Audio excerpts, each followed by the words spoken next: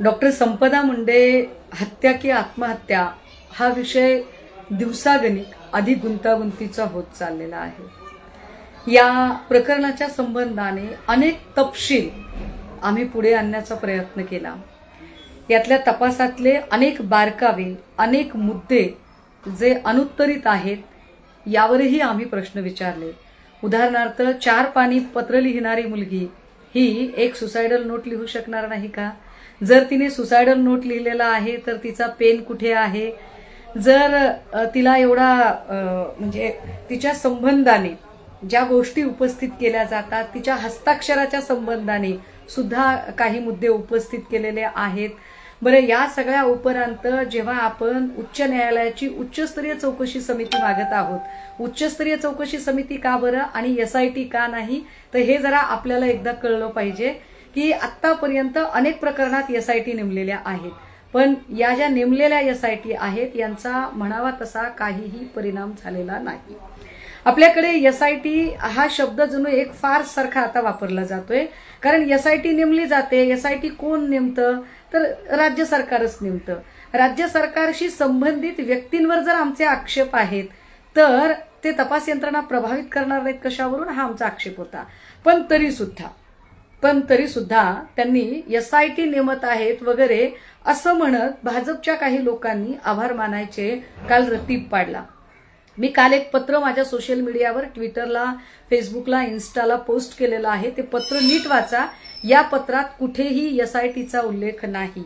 या पत्रामध्ये स्पष्टपणे सांगितलेलं आहे की एका तपास अधिकाऱ्याची देखरेख करण्यासाठी नियुक्ती केली जावी। शब्द काय आहे?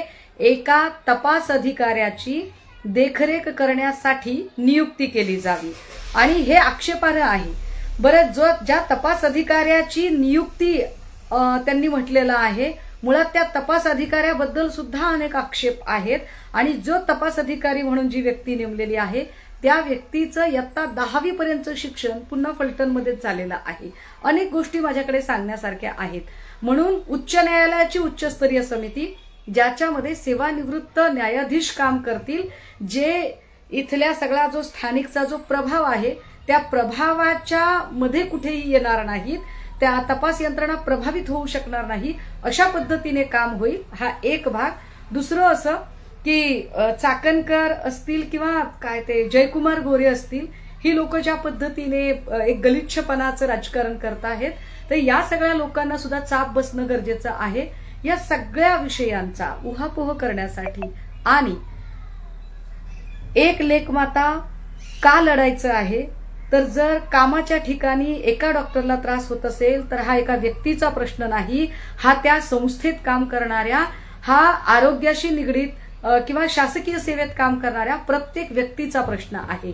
आणि म्हणून याच्यावर आवाज उठवण्यासाठी म्हणून उद्या सकाळी 10:30 वाजता फलटण पोलीस स्टेशनला जाऊन त्यांनी तपास नीट करावा। आमच्यासाठी SITच्या कक्षेत सगळ्या ज्यांच्यावर आरोप आहेत, आक्षेप आहेत, त्यांना आणलं जावं, याच्यासाठी म्हणून उद्या तिकडे जायचं ठरवलेलं आहे। आता या सगळ्या संबंधाने मी आपल्याला दोन्ही हात तिसरं मस्तक जोडून विनंती करते, जात, धर्म, पक्षीय राजकारण याच्या पलीकडे जाऊन हे आवाहन करत आहे। कारण हा जर पक्षीय राजकारणाचा विषय असता तर मग आम्ही आमच्या पक्षाच्या सगळ्या पदाधिकारी आणि सगळ्या कार्यकारिणींना बोलून आम्ही एक पक्षाची सभा लावली असती, पण हा पक्षीय राजकारणाचा विषय नाही। हा विषय एका व्यक्तीचा आणि प्रशासकीय सेवेत काम करणारे प्रत्येकाशी निगडीत आहे। त्यामुळे प्रत्येकाचा सहभाग महत्वाचा आहे। अर्थात तुम्ही आलात तर तुमच्यासह, तुम्ही नाही आलात तर तुमच्याशिवाय लढणं अपरिहार्य आहे।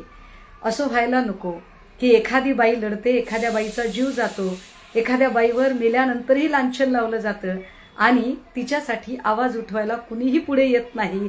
हे जर चित्र निर्माण झालं तर कुठलीच बाई लढण्यासाठी, कुठलीच बाई नोकरी करण्यासाठी, कुठलीच बाई घराच्या 4 भिंती ओलांडून बाहेर जायची हिंमत करणार नाही।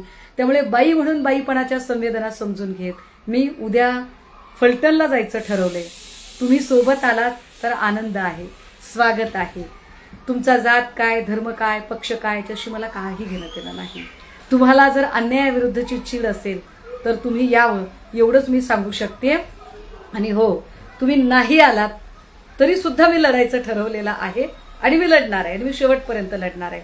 राहिला प्रश्न दादा, काका, ताई, मामा, भाचे, जे फलटणमधनं फोन करणारे लोक, ज्यांना असं वाटतंय की काही फोन केल्यानंतर माझ्यावर परिणाम होईल, माझी मानसिकता बिघडेल किंवा मी एखादा कॉल रेकॉर्ड करून व्हायरल करेल, तर काळजी करू नका. मी असं काहीही करणार नाही. मी बाईपणाचं विक्टिम कार्ड अजिबात खेळणार नाही. मी माणूस आहे. मी माणूस म्हणून छानपैकी लढेल. मी स्त्री, पुरुष, जात, धर्म, लिंग, पक्ष याच्या पलीकडे जाऊन काम करणारी आणि माणूसपणाचं मूल्य मान्य करणारी व्यक्ती आहे. त्यामुळे आपल्या सगळ्यांकडून अपेक्षा आहे की उद्या आपण या लढ्यामध्ये सामील व्हाल. या लढ्यामध्ये उद्या अनेक संघटना येत आहेत. मी त्या सगळ्या संघटनांचं पण मनपूर्वक आभार की या सगळ्या संघटनांनी कुठलेही आडेवेडे न घेता एका बहिणीला न्याय द्यायचा आहे म्हणून सोबत यायचं ठरवलं. त्या सगळ्या संघटना, अनेक वकिलांनी यायचं ठरवलं, त्या सगळ्या वकिलांचे, अनेक डॉक्टर्सनी यायचं ठरवलं, त्या सगळ्या डॉक्टर्सचे, आपल्या सगळ्यांचे मी आभारी आहे की उद्या आपण सगळेजण 10:30 वाजता भेटत आहोत. बोलत राहूया, भेटत राहूया आणि लढत राहूया. लढणं अपरिहार्य आहे. लढावंच लागेल. नाही लढलात तर चिरडून मारले जाल, एवढंच सांगू शकते. जय महाराष्ट्र.